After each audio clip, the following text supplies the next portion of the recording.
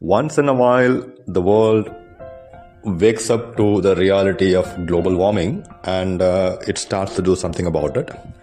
My dear listeners of Radio Udaan, I'm your RJ Babuji, Janak, Rajan. You're listening to the Great Indian Monologue, latest episode. In this episode, I'm going to talk to you about one such wake-up moment which happened in Dubai in end November. It was a global climate summit, well attended. Well, in the sense attended by all the countries of our earth. Why they met and what was their agenda? In the last few decades, because of the advancement of technology and the consumer-driven production, we are depleting earthen resources like never before. And we are speeding up a lot of destructive activities, which is releasing a lot of heat into the atmosphere, which is causing global warming, which is screwing up our rains, our days, our nights, and the air we breathe. Literally everything around us. Which impacts us in a big way. So the scientists, the good-natured scientists or the good-hearted scientists of the world, they started raising alarm because the health parameters of Earth was hitting out of the chart, in the sense it was beyond the range of a healthy ecosystem. The temperature was rising. 2023 has been recorded as the hottest ever year in the history of humankind. I'm not talking about just 10 years or 20 years or 50 years. I'm talking about the entire evolutionary period of humanity, the last many millions of years. And we have records starting from 125,000 years or something like that. So, which is roughly about in the last 1.25 lakh years, 2023 has been the hottest year. And we are going to break this record every single year from here on. What does it mean? A lot of species will go extinct because they won't be able to stand the heat. And when some species, disappear, they take down the whole ecosystem. Like if an elephant disappears from our earth, the forest also will disappear. There is an intricate link. So the scientists kept raising alarms, and the world, it was pushed to address these issues. Because, it's a business-driven world, which is driven by our consumer greed, because we want more all the time. We want more of anything and everything. So we keep on consuming and we keep on littering the earth, which is a vicious cycle. And the businesses love us, the kind of clients they have. We always consume and we demand more. So they kept producing more and they still keep producing more, which is releasing more and more, poisonous gases and chemicals into our environment, which is screwing up literally everything. Right? As I said, the weather pattern, the air we breathe, our days, our nights, the heat, the cold, everything. Right? So, there had been attempts to address these issues on a global scale, and once in a while they actually arrange this kind of a summit and all the countries meet, they bring their agenda, they bring their demands, and then they thrash out some kind of an agreement which they try to stick to. Unfortunately, in the last 30 years, however many meetings they had and agreements or the charter they put out, we look like, we all failed miserably in terms of, passing our agenda, in terms of meeting our goal. And this year, the warning symbol had turned to red, in the sense either we do something now or never, because we all will perish because of the way the global warming is accelerating and the environmental impact is also accelerating. So they all descended in Dubai.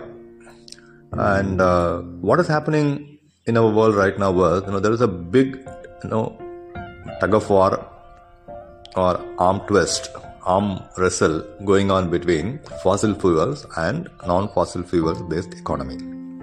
Fossil fuels, which are basically petroleum products, oil and gas extracted from the soil, they basically have built the world as we see today over a period of say 40-50 years. And we still depend very much on fossil fuels for our day-to-day activities, right from our travel to electricity generation. Coke is also a fossil fuel. Coke is, the coal, which forms over millions of years of, sedimental plants and other stuff, subsoil. That is also a fossil fuel. The problem with the fossil fuel is we don't have an endless stock. They are finite resources and we are very close to exhausting them. And this was the point I heard about some 20 years back. In the sense, Middle East will run out of petroleum in 2020. But 2020 went by, and petroleum is still pumped out, and still the global warming keeps going up. And meanwhile, alarmed countries who have resources, rich countries, they started switching to alternative energy, the so-called renewable energy, like wind energy and tidal energy and hydrogen energy, water-based energy, hydroelectric energy, and so on and so forth. And in this process, there is some kind of asymmetry created, in the sense, richer nations, they have the means to adapt. On the one hand, they are the biggest polluters. On the other hand, they have all the resources to easily switch to renewable energy-based industries. On the other hand, the poorer countries, which are on the receiving end, because if you pollute, if you burn something in America, eventually the pollution reaches you, wherever you live, regardless of the distance. And more often, what they do is they burn in your country. For example, Americans, and for that matter, all the rich nations, why can't they make their innovations in their own countries?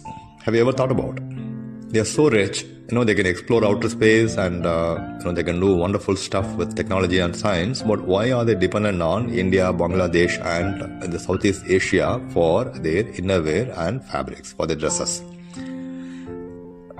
The biggest reason being, they don't want to pollute their country because, the process of the dressmaking, it involves a lot of chemicals and effluents, which spoil the water and environment, extracts a lot of water, it demands a lot of water resources, and they don't want to exploit their own reserves. So they have the money, so they ask us, Indians and Bangladeshis and other countries to produce stuff for them. In that process, we pollute our country and we export the goods to them, and we keep the pollution with ourselves because the pollutant, they remain in our soil, and we also heat up the environment for them. But what happens is they can move on to wind-based energy or solar-powered energy in double quick time, while we can't do that because of economy of scale and because of the poverty status tag to many of the Southeast Asian countries. And if this is the case with us, the island nations in the Pacific Ocean, and for that matter in all the oceans of our great world, they have an existential crisis.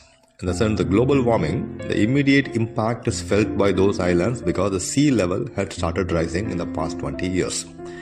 The permafrost, the permanently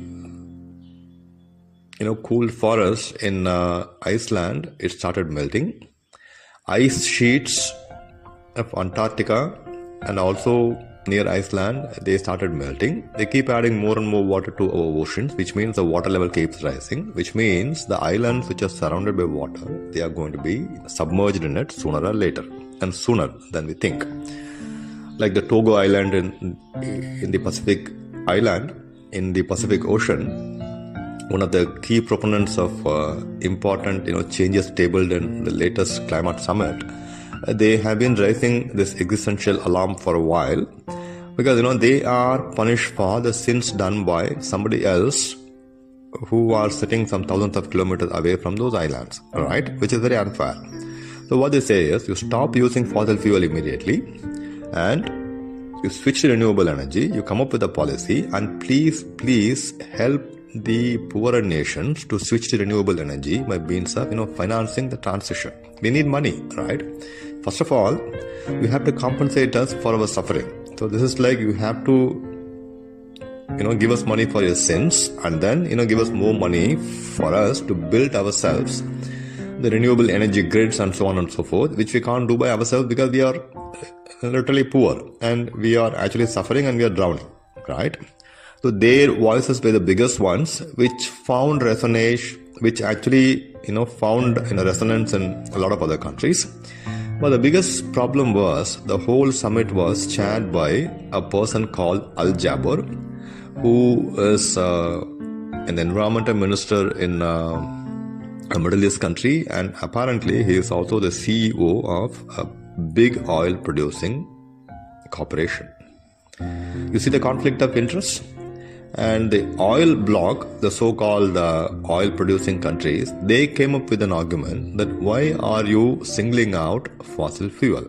Why are you demonizing fossil fuel? It would be good if we set the agenda that we want to move to renewable energy away from all kind of non-renewable energies, but don't make us look like villains in the whole process, because we were the ones who built the world as we know today. This also, found resonance because the oil bloc is a rich, wealthy and a very powerful bloc which can influence many, many poorer countries by means of the loans and grants and subsidies and whatnot. And because of this, the actual agenda, they could not be made into a declaration or a charter to be followed, but they came up with a compromise. Right? See, a decade back, or even more than that, there was a climate summit in Paris where we wanted to cap the rise in global temperature by another 1.5 degree maximum. Whatever was the global temperature benchmarked at that point in time, we made a resolution not to exceed it by a maximum of 1.5 degree, because if you go beyond that, a lot of species will go extinct, will disappear from the face of Earth. And we set a target of 2050 to achieve that. What happened was, we have already overshot that 1.5 degree by 2016, 2017 or whatever it is, and we are well above that benchmark now, which means right now while you're listening to this podcast, to this monologue, a few or a lot of species would have disappeared forever.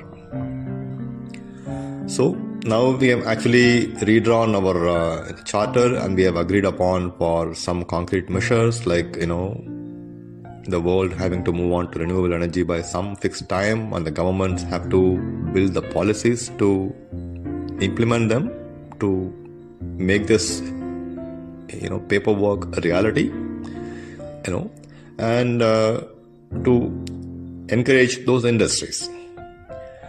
And what is happening in parallel to this is, the businesses which are funded by investors, they started creating noise. In the sense, you are if you are a bank, and if you are going to fund a project which is going to be environment negative, which is going to create more problems for us, then we don't like you to do that. So the investors who own the banks, they started demanding, the banks and other financial institutions who are funding such projects, they started demanding this institution to fund only renewable projects. So, which means, there is an ecological consciousness added to whatever investment that goes in. But what is happening is, the businesses, they turn around and they do something called a greenwash. In the sense, they say, electric vehicle is the future. You don't have to use petroleum products to run your car anymore. You charge your battery, you pop it up in your car, and then you keep driving. But the problem is, the electricity for the battery that comes from a power plant which is fired by coal, predominantly coal, so which is still a fossil fuel. So this is what the learned world calls a greenwashing. In the sense, we just paint the surface green, but underneath all the chemicals still lurk. So this is the tussle which we are facing, my dear friends of Radio Udaan and beyond. And sooner or later, something gotta give. This cannot go on like this. We cannot keep polluting our environment, thinking that we will be bettering our lives as we go day after day. This has to stop. Either we stop voluntarily, or nature will make us stop, like the way the recent unprecedented droughts and floods and forest fires and everything happening around us, including some earthquakes, earthquakes thrown in here and there. Earth is giving us warning. And Earth doesn't have any kind of emotions. It does what is required for the balance in the ecosystem, and it will do it eventually, and she will do it eventually, because Mother Nature, she will do it eventually. And we may be the most intelligent species to have listened to her voice and amended our ways to continue living, or to go against her and perish in a big way. The future will reveal our decisions and the consequences, and I hope we are on the good books of Mother Nature. And while the world is thrashing out, such kind of agendas and charters and so on, my dear listeners of Radio Udaan, as individuals, what we could do? Can we reduce our consumption drive? Can you consume less of what is not necessary? Once upon a time, we all had a very clear line between our needs and our wants, but the line had been blurred by marketing blitzkrieg, by the global cultural exposure or lifestyle exposure or whatever. And now we are acquiring a lot of things which are really not our needs, which are driven by our wants. Now, who needs the most sophisticated smartwatch in the world if an ordinary watch still gives you accurate time? Think about it. These kind of excesses, they need resources. And the businesses, as long as they make profit, they don't mind exploiting anything and everything around us, including us. Thanks for listening, and I'm very happy to have talked to you on this new year. Though I had to skip my last couple of interactions with you because of some unexpected activities. I would catch up and I would continue talking to you in the coming weeks in the same way. I wish you all a very great week ahead, a warm and sunny one, but not so hot, filled with a lot of joy and contentment and gratitude. Stay blessed. I'll talk to you again in a week's time. I'm signing off now. Your Babuji, Janak, Rajan, with lots of love. Bye-bye.